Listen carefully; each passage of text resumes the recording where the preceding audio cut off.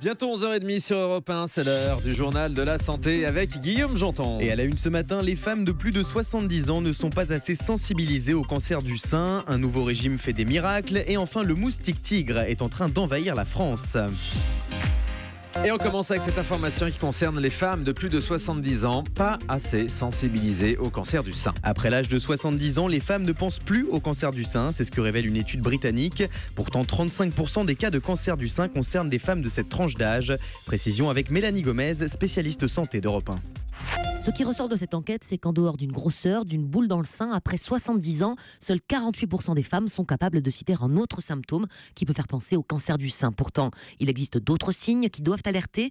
Un mamelon qui coule ou se rétracte, un gonflement, bref, tout changement de forme ou de couleur, ne serait-ce qu'un bout de peau sur le sein qui deviendrait un peu bleuté, par exemple, doit pousser à consulter un médecin, et ce, à n'importe quel âge. Le problème, c'est qu'après 70 ans, souvent, d'autres problèmes de santé surviennent, comme le diabète ou le cholestérol, par exemple.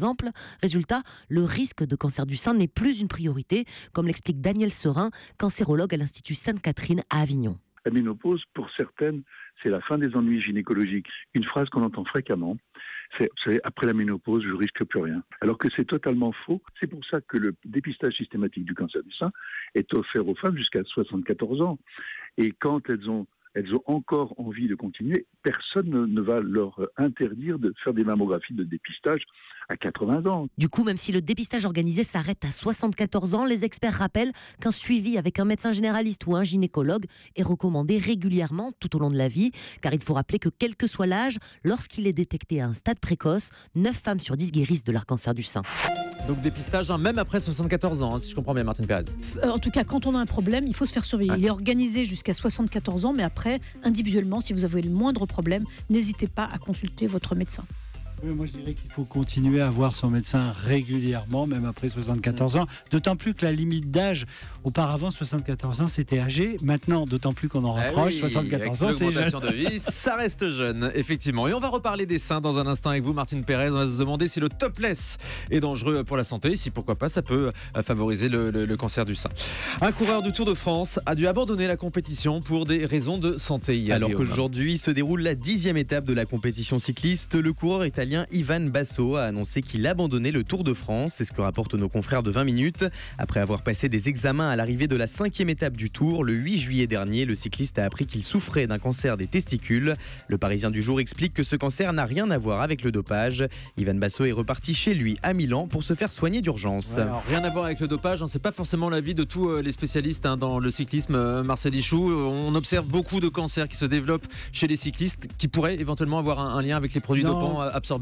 Cancer du testicule, il n'y a pas de lien avec le dopage. Il est clair que si des gens se dopent au fur et à mesure, ça crée des pathologies. Mais la maladie cancéreuse est tellement complexe, il y a tellement de facteurs qu'on ne peut pas faire le lien entre le dopage et l'apparition d'un cancer. Un nouveau régime permettrait de perdre du poids sans danger pour la santé. Ce régime s'appelle le régime Pégan. Pégan, c'est la contraction de paléo, un régime qui incite à manger la même chose que nos ancêtres préhistoriques. Du dinosaure, c'est pas facile à trouver. C'est ça. Et un autre régime 100% végétarien, le régime vegan. Cette combinaison de deux régimes serait un compromis raisonnable entre deux diètes efficaces mais plus difficiles à suivre. En adoptant le régime Pégan, vous pourrez consommer de la viande bio en quantité raisonnable, des céréales complètes et puis bien sûr des fruits et légumes. Le régime Pégan, on demandera à Jean-Michel Cohen ce qu'il en pense et il viendra nous rejoindre dans cette émission dès demain. Les moustiques tigres sont en train d'envahir la France. 21 départements sont actuellement en vigilance rouge. C'est ce qu'explique Stéphane Robert, le fondateur de Vigilance Moustique au site planète.fr. Reconnaissables à leur corps zébré noir et blanc, les moustiques tigres sévissent tout au long de la journée et leurs piqûres peuvent provoquer des blessures. La plupart du temps, il s'agit de simples démangeaisons. Plus dangereux en revanche, le moustique tigre est aussi un vecteur potentiel de la dengue et du chikungunya. Mais pour le transmettre, le moustique doit avoir piqué auparavant une personne contaminée. Les risques sont donc assez faibles. Un sondage révèle les villes de France où les habitants ont la plus forte libido. Et les grands gagnants de ce sondage réalisé par le site de rencontre e-Darling sont dans l'ordre Aix-en-Provence, Paris, Boulogne-Billancourt et Lyon. J'habite Paris. Moi je sais où je vais déménager, je vais déménager à Aix. Et puis il existe également un classement des villes où les habitants ont très peu de libido. Parmi elles, Angers, Le Havre ou encore Saint-Étienne qui est en tête de ce classement pas très sexy. Alors, attendez, Aix-en-Provence, Paris, Boulogne-Billancourt, Lyon, donc les villes où on a le plus de libido. Alors bon, Aix-en-Provence je veux bien parce que c'est le sud, Paris parce qu'il y a simplement beaucoup de monde donc ça favorise les rencontres. Boulogne-Billancourt en revanche j'ai un peu de mal à comprendre. Le bois.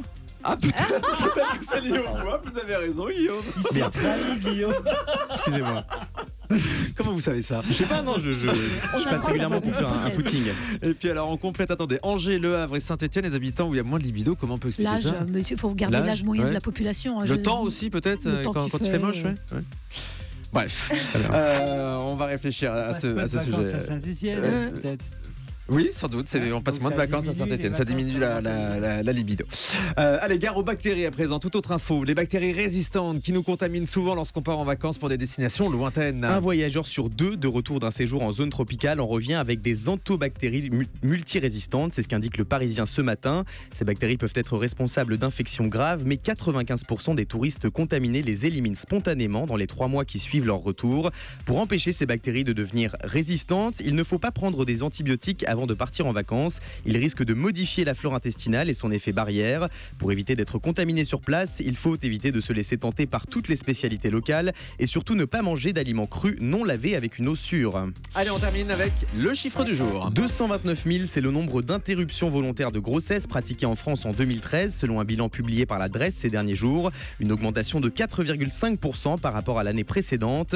L'étude précise également que la tranche d'âge la plus concernée par ces IVG est celle des femmes qui ont entre 20 et 24 ans. Bien noté. Merci beaucoup, Guillaume Janton, pour le journal de la santé. Europe 1.